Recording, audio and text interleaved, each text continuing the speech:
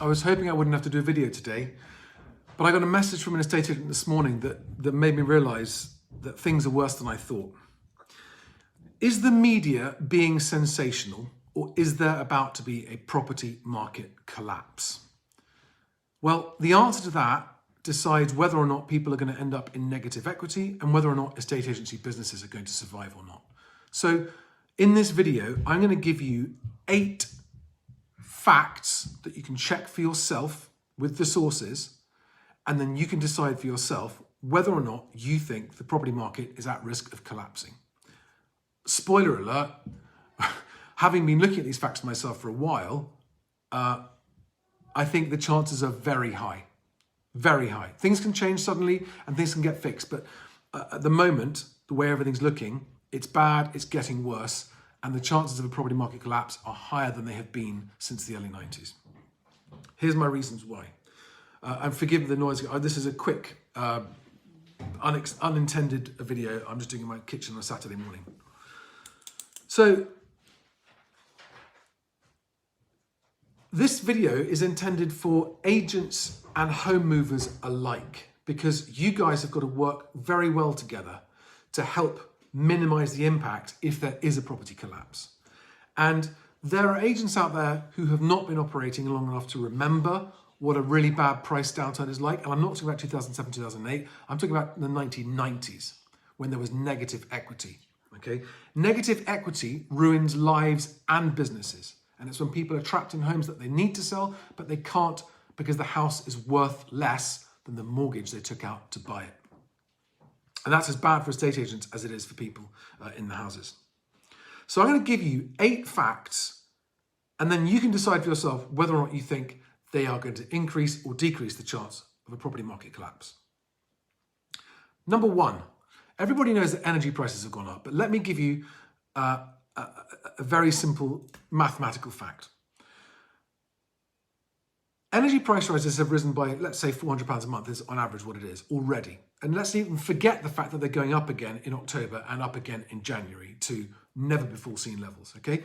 Just for the increase you've already had, that's taken about £400 a month out of the average first-time buyer's budget. Now, whether or not buyers are factoring that into their budgeting, it doesn't matter because the mortgage companies are, and it's affecting affordability calculations. And £400 a month taken out of your disposable income after mortgage or rent translates to an £80,000 lower buying power, okay, out of a mortgage over 25 years. At least £80,000, okay? £400 a month taken out of your monthly outgoings or monthly availability to spend is like taking 80 grand out of the budget you've got to buy a house. Now, on average house prices right now, you're talking about 20-25% just right there on that one fact alone. Just energy prices taking that much money out of the market before any of these other facts, okay? And all the links I've provided are to government websites or university websites.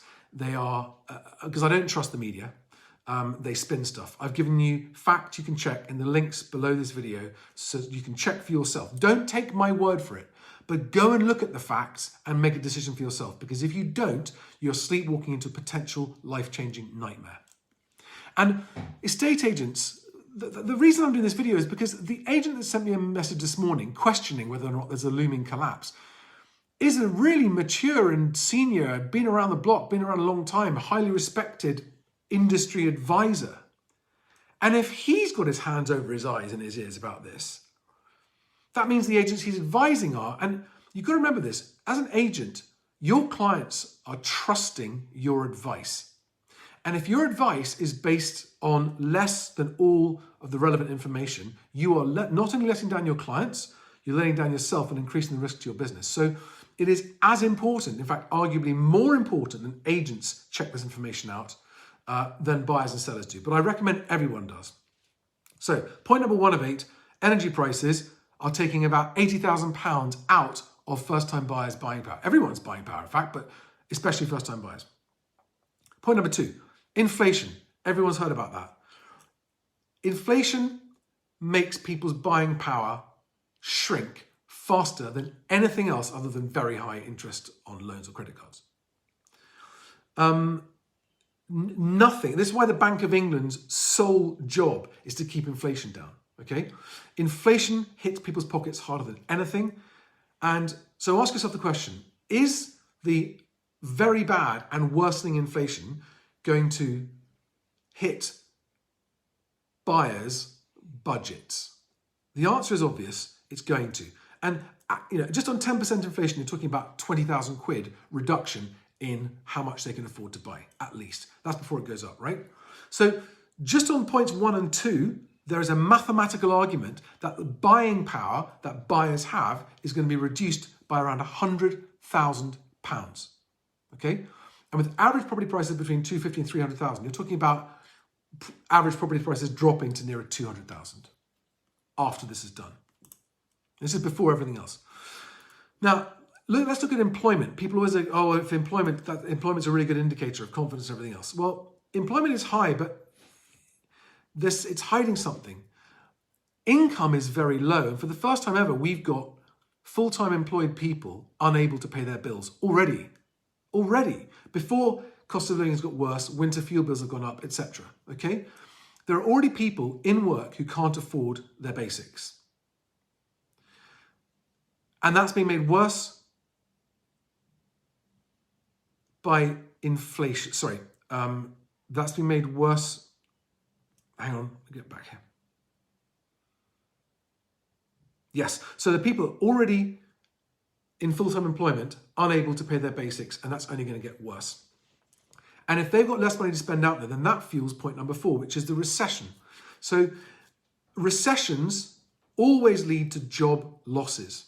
Okay, so we can expect unemployment to start going back up. It might be very high now, but it doesn't mean it's going to stay high. And all the indicators look as though the jobs market's going to weaken again.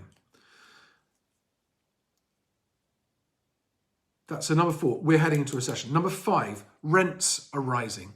That means that disposable income of those tenants is shrinking, and that fuels a recession as well.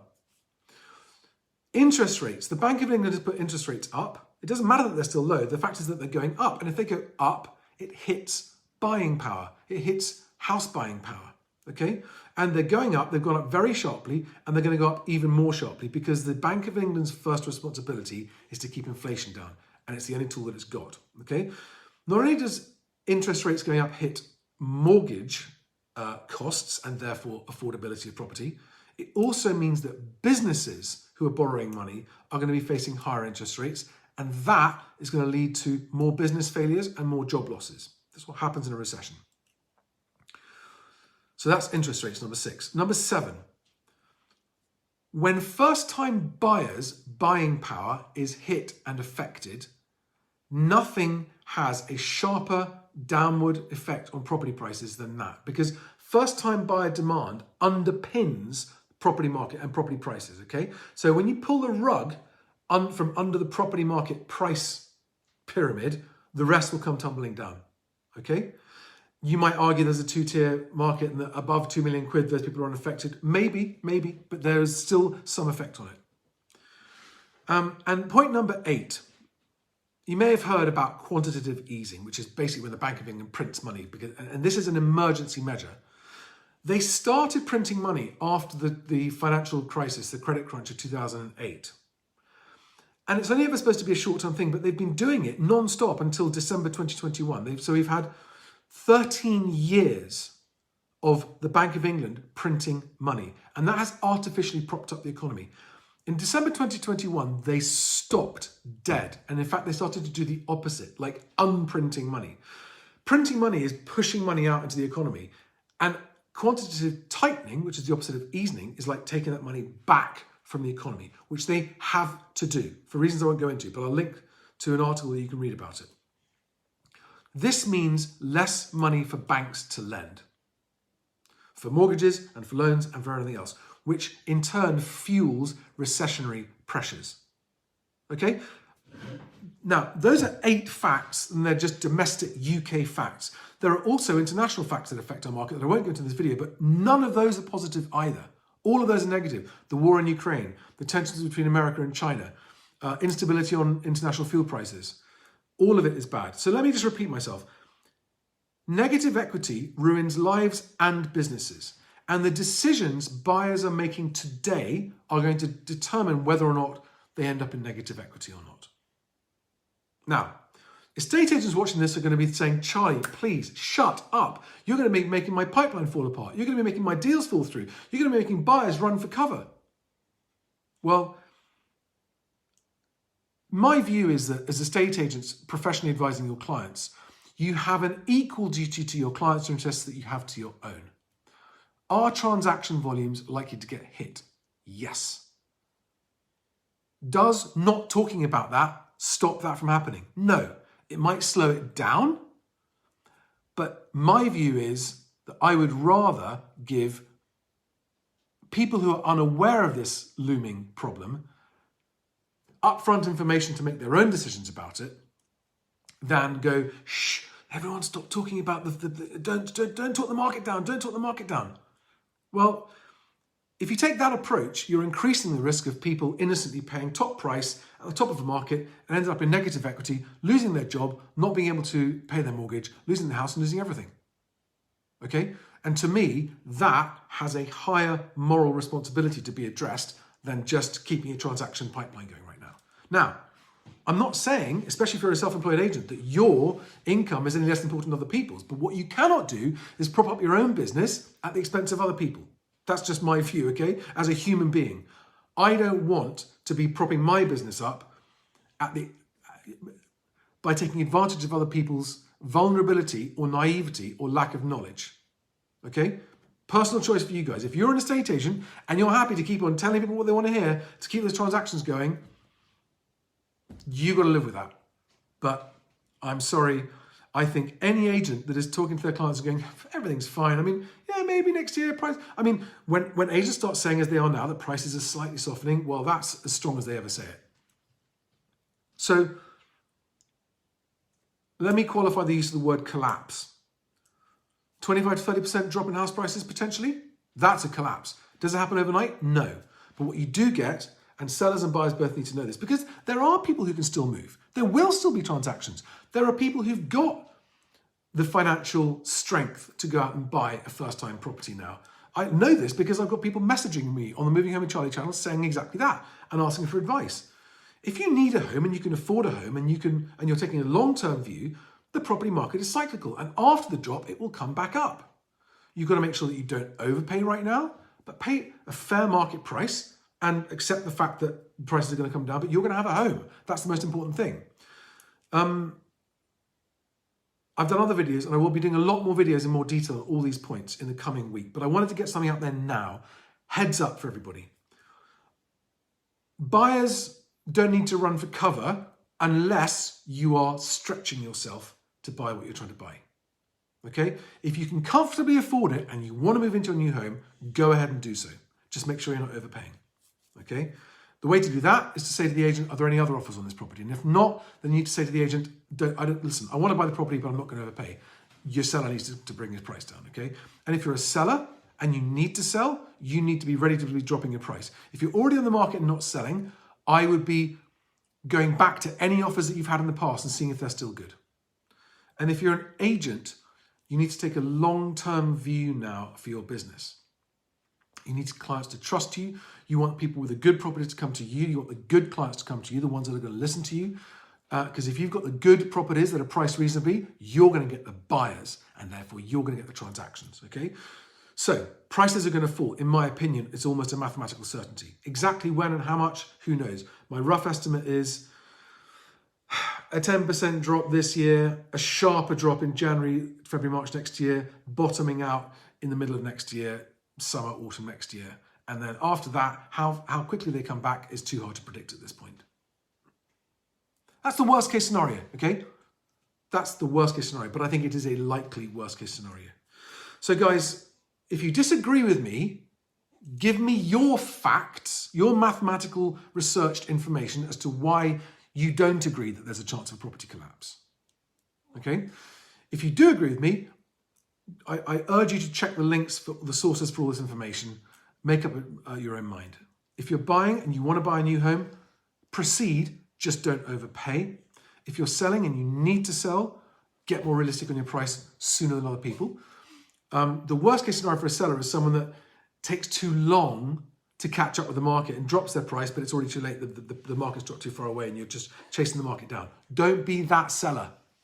I know agents will agree with me on this, right? If you need to sell, you take a bigger drop now rather than missing the market and then having to chase it down 20, 30%. All right? Needing to move doesn't mean you'll be able to move. I'm going to leave it there. I'm sorry.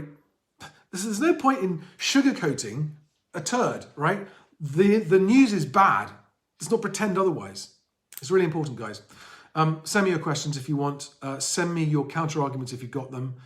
But please be careful. Make sure you're prepared, especially if you're an estate agent. Make sure you're prepared for the market. Be one of those agents that does know what's happening, and you'll get the transactions. Thanks, guys. All the best. Have a good weekend. See you on the next video.